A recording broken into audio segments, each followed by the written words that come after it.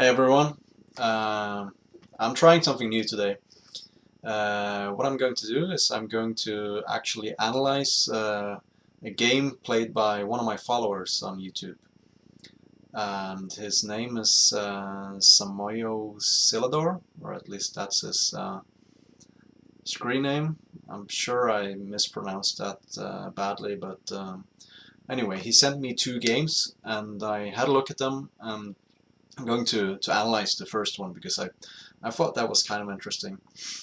This was I guess a blitz game played online, and our hero is playing the white pieces here.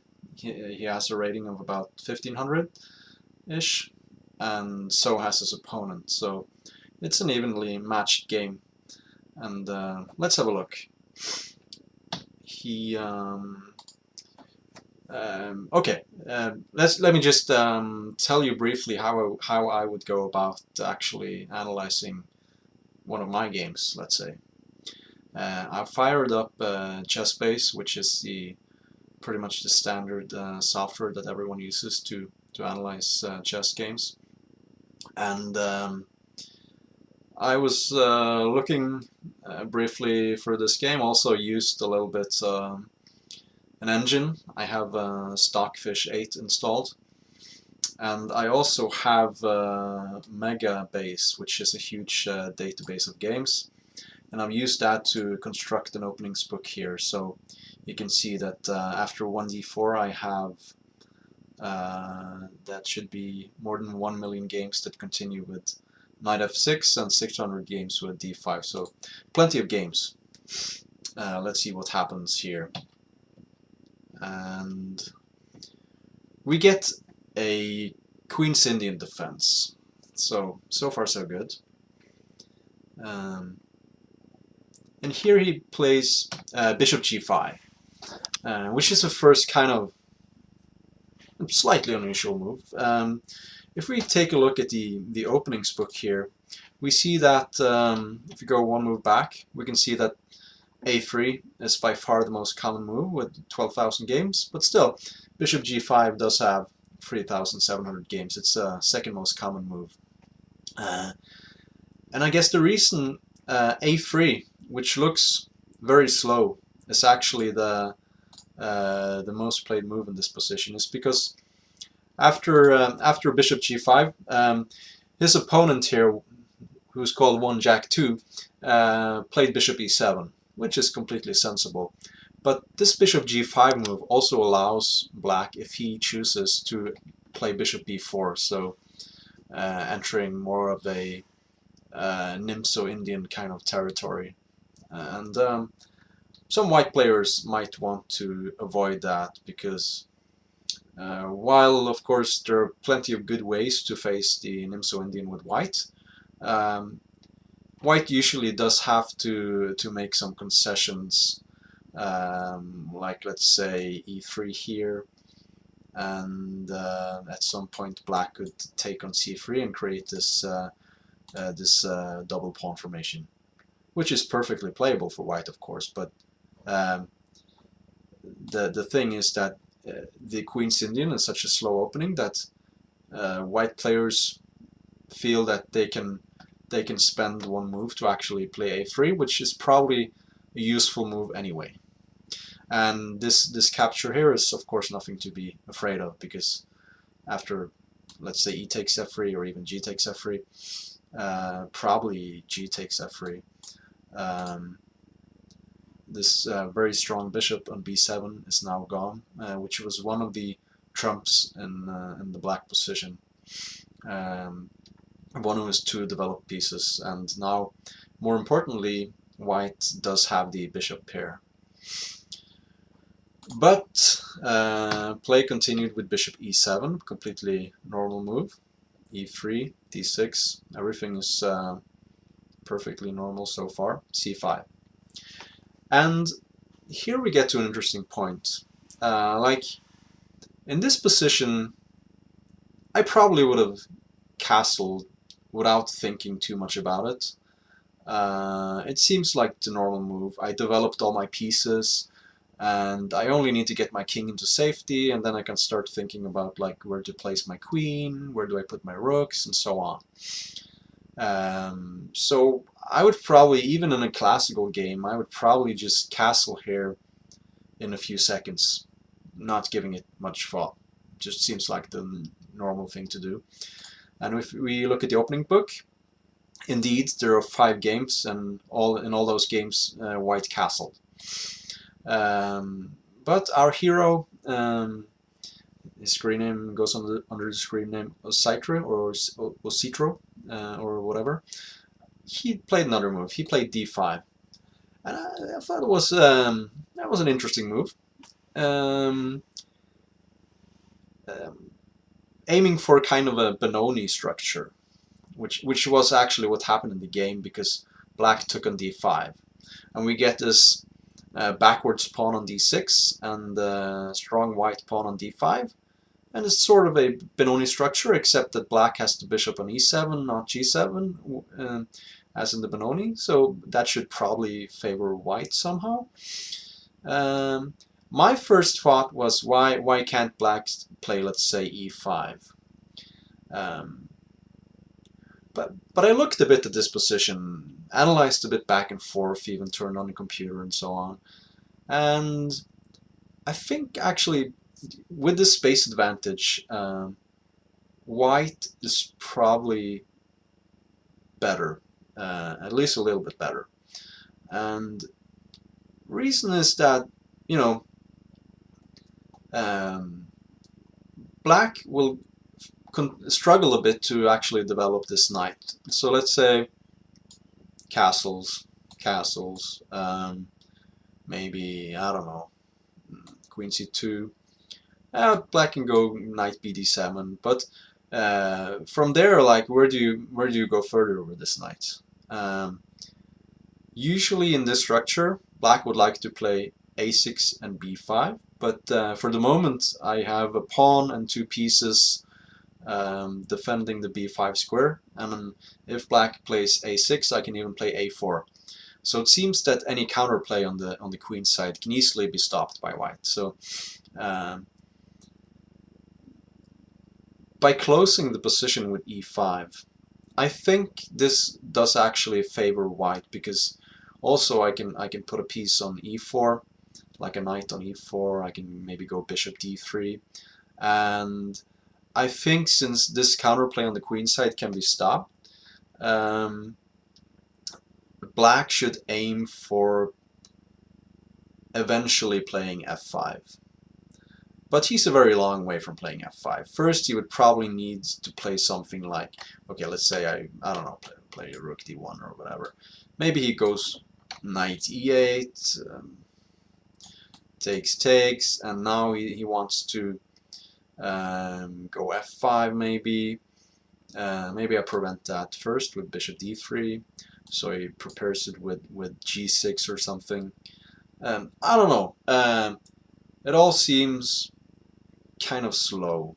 I have black has this knight on e8, and like the bishop on b7 is not doing much. I'm not saying any of these moves are like forced or anything, but it seems like if f5 is black's only source of counterplay, and it's taking him that long, and he has to make all these concessions to even achieve f5, then I think white should definitely be a lot better with his space advantage. So all that being said, I think, you know, closing the center with e5 is probably not advisable from black.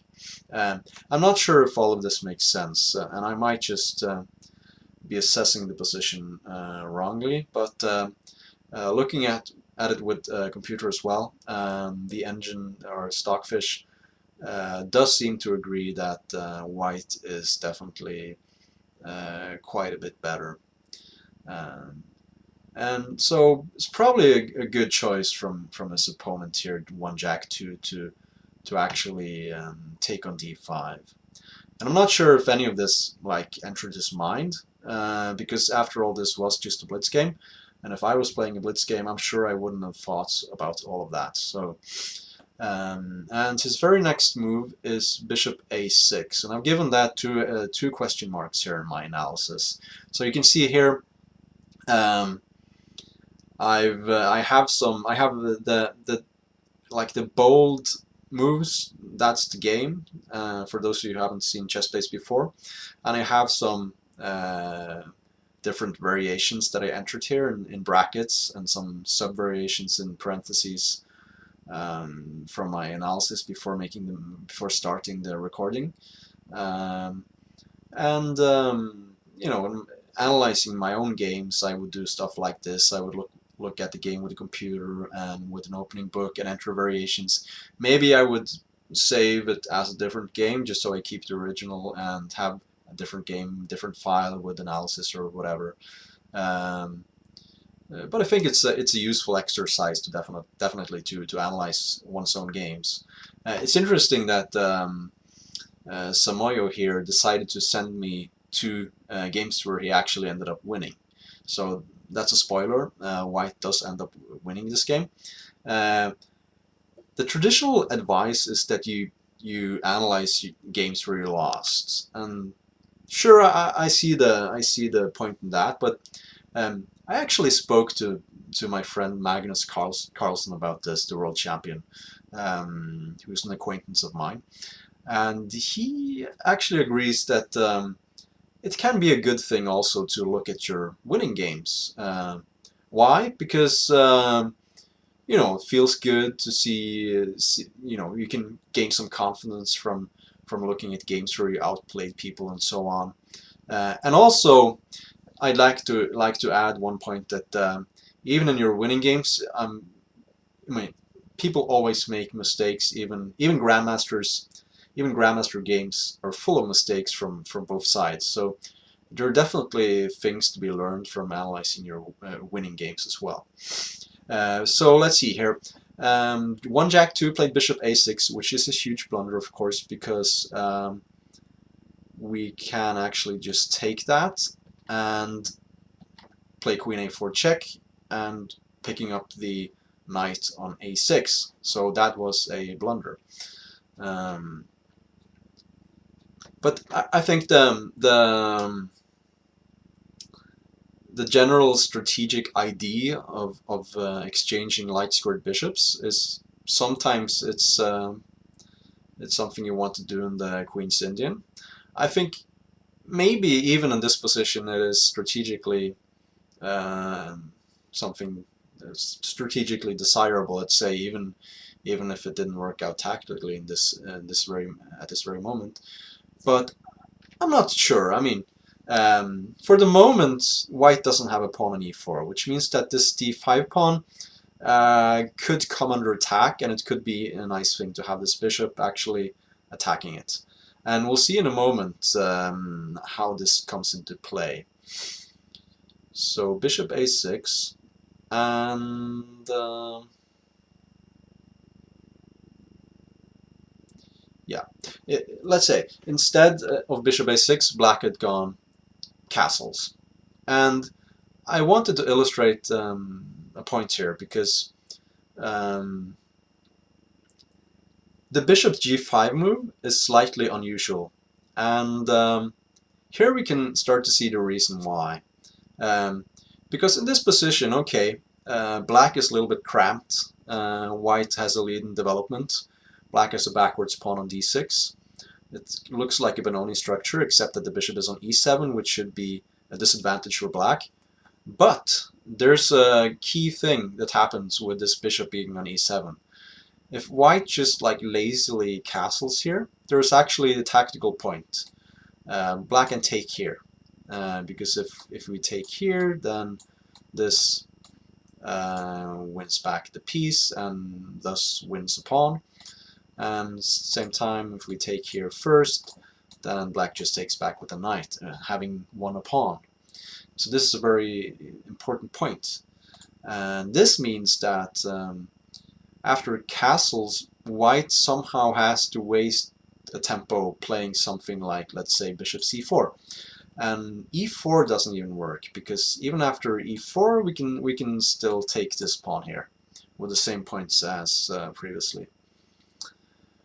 So, castles would have been good, and I don't think black would have anything to complain about because of this trick, and he would aim to play something like a6 and b5, which I think is what happens in the game as well. So castles, and black trades on e2, a6. So now his idea is to go for a quick b5, which certainly makes a lot of sense. Rook fd1, knight fd7. Interesting. So black wants to exchange the other bishop as well, and I think that makes sense. And let me tell you why I think that. Because, okay, let's say instead of going knight fd7, black had just like lazily played this move, castle. And now e4. If you know anything about the Benoni, one of the most important things in the Benoni for white is that you try to get in the break e5. And here, like, white is very quick. Let's say b5 here, e5. Already we have this break, giving white a substantial advantage in this situation. If white gets to play this unopposed, it's definitely good for white. So white actually is threatening to just go e4, e5 very quickly here.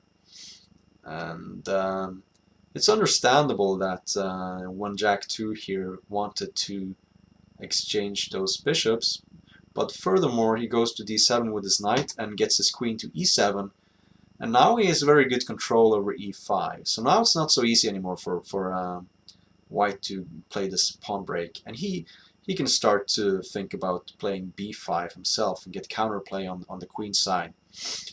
And here, kind of ignoring all of that, our hero, he went on to play e4 anyway, and black went, of course, b5. I think because now the e5 square is so well protected, I think this would have been a good moment to play actually a4, which is a very typical move in the Benoni and in many other openings with a similar pawn structure where black has this pawn majority on the queen side. Once black plays a6, the standard reply is almost always to play a4 just to stop b5. So that would have probably been the best move here, or at least it's a kind of a standard move to make. And now, if you're going to allow b5, as white did here, you should have probably something concrete to follow up. But here, like, we're a pretty long way now from actually achieving the e5 break. So what does actually white have here? I'm not sure. So he plays a3 just to stop b4. That makes sense. Knight e5, knight e2. I'm not sure. Yeah. Okay. So the idea of knight e2 is of course to play f4.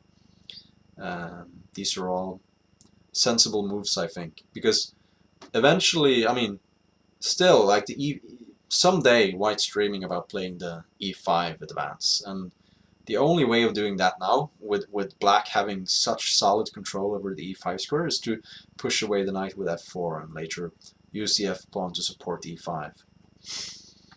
So knight g6 and rook f1. I think these are all sensible moves. g3, knight b6. And here's another interesting moment. White actually went h4. And it looks very loose at first sight, but I actually think this is a very good move. The knight on g6 is kind of awkwardly placed, doesn't have very many squares, and if we can push it all the way back to f8, that should definitely be something we want to do. White does enjoy quite a significant space advantage here, and by pushing the h-pawn we can actually expand on that and makes black's position even more cramped. I like this play. I like this play by white here. So he prophylactically goes to f8. But anyway, here's h5. Another interesting moment, because we could consider e5 here. Like, e5 is now supported. We can play it apparently without losing a pawn. I tried to analyze this opportunity a little bit. So I think my conclusion is that it's probably not that great, because let's say we takes, and now we could take on e5, but then there's this major issue here that black can go b4, and the problem now is that if we do something like this and move the piece, then knight g6 just wins a piece. So because we can't move the knight, the queen would be hanging on e2. So that would immediately lose. So that's a problem. So we can't really take back on e5. Still, let's say we play queen d1, just, I don't know, preparing to take on e5. Black could defend with knight c4. Here's an interesting move, knight g5, which I must admit this was found by the computer, by Stockfish. And Stockfish continues this line with h6 and the very unorthodox knight f7. So completely strange position. White has actually sacrificed the pawn momentarily, and it's not all that clear how he's going to get his pawn back. But if this knight can just jump into the enemy camp without like just being lost, it's definitely very dangerous. So I'm not sure about this position. It's very interesting, let's say.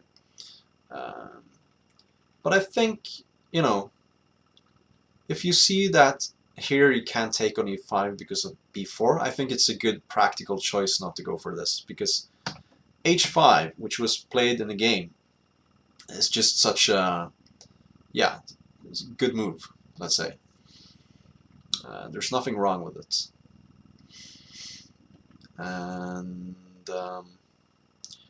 but here was an interesting moment. Again, it's a very sharp position now, and white kind of just played king g2, maybe with an idea to get a rook to h1 or something. But in this position, actually, time is of the essence, and I think white should have gone here knight h4, because after king g2, instead of the bad move knight c4, which was played in the game, black can now play b4. And let's say I move the knight, now we play f5, and undermining the center.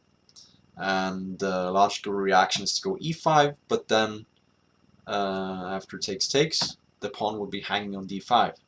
That was the entire point of pushing back the knight with b4, that eventually the pawn would be hanging on d5. So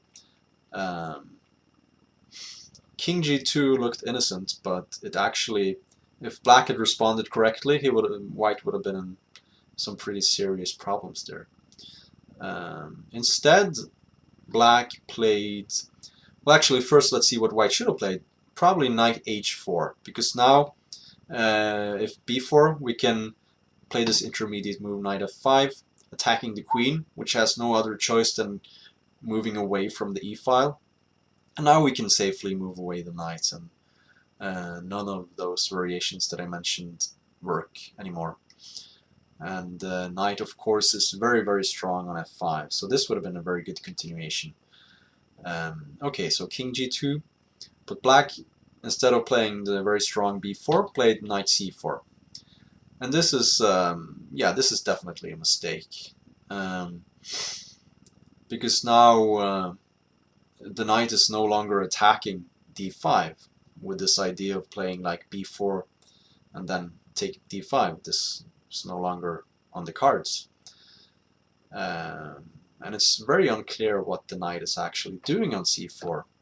The b2 pawn is defended, And even if white plays b3 at some point, allowing black to capture on a3, which is actually what happened in the game, that shouldn't be very much of an issue for white, because the knight will get totally offside on a3. And it's not entirely clear what the knight is doing this deep inside the white camp, where it's not supported by any other black pieces.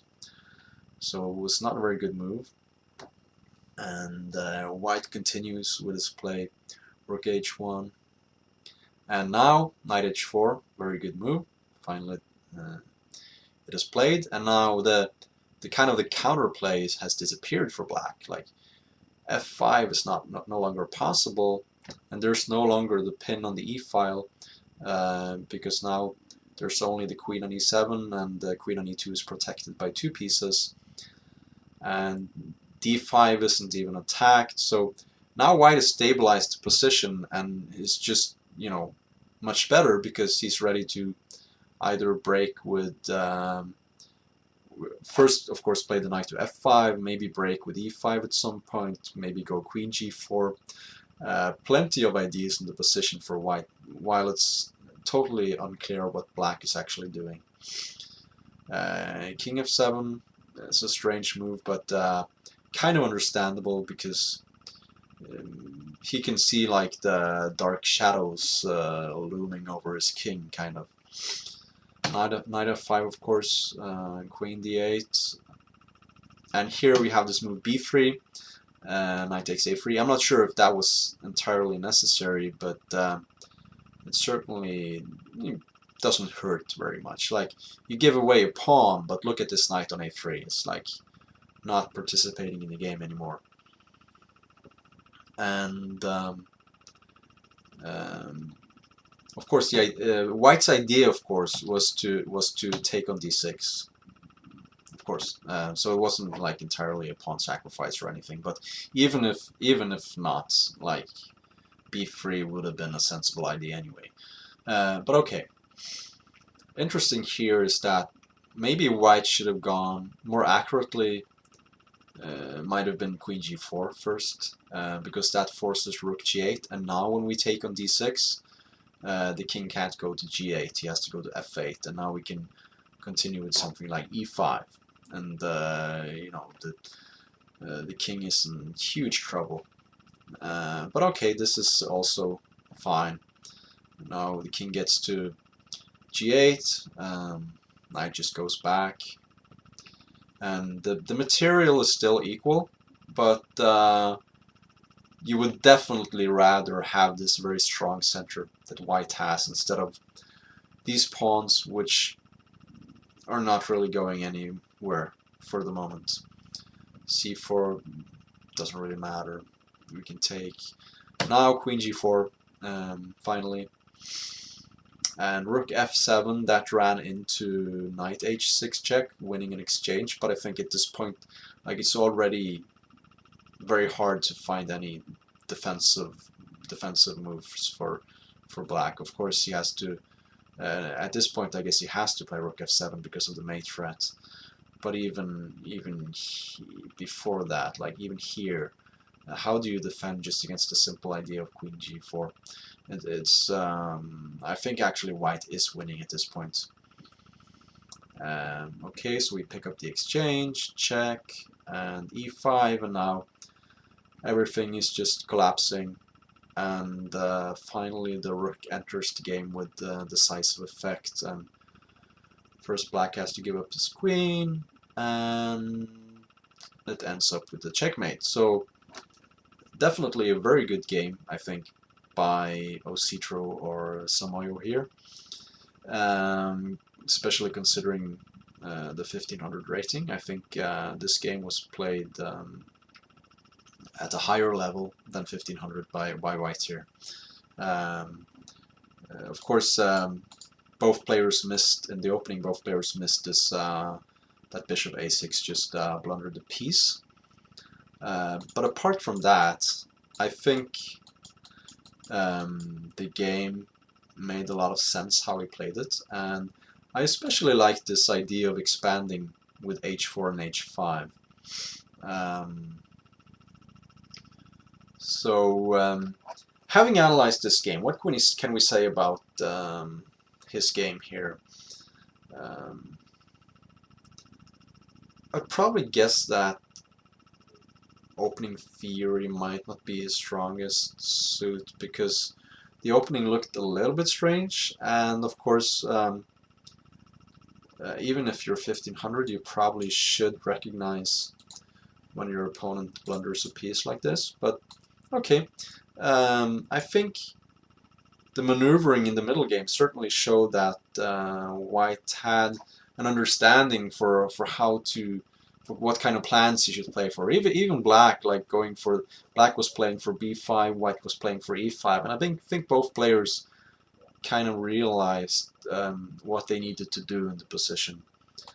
But White definitely outplayed his opponent, even though there were of course some bumps and hiccups along the way, but that's always the case. Like even in Grandmaster games, you don't see perfect games, and all in all, I think it was a very well played game by Mr. Ositro here. So well played, and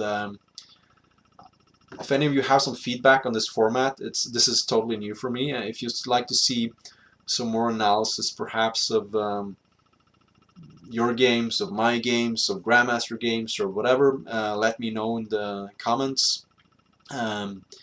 Tomorrow is actually the start of the very exciting World Cup in Georgia, Tbilisi in Georgia, where basically everyone in the World Elite will be playing. And I'm thinking about perhaps doing some kind of video on that, like some light analysis of some key games maybe. So I will definitely be following the World Cup, and I think everyone who's interested in chess should probably at least take a look at what's happening, because like all the big guns are playing, and there are 128 players. So that's going to be an exciting one over the next month. So we'll see. But until then, if you've been able to stay through all of these 32 minutes, then kudos to you, and thanks for watching. See you.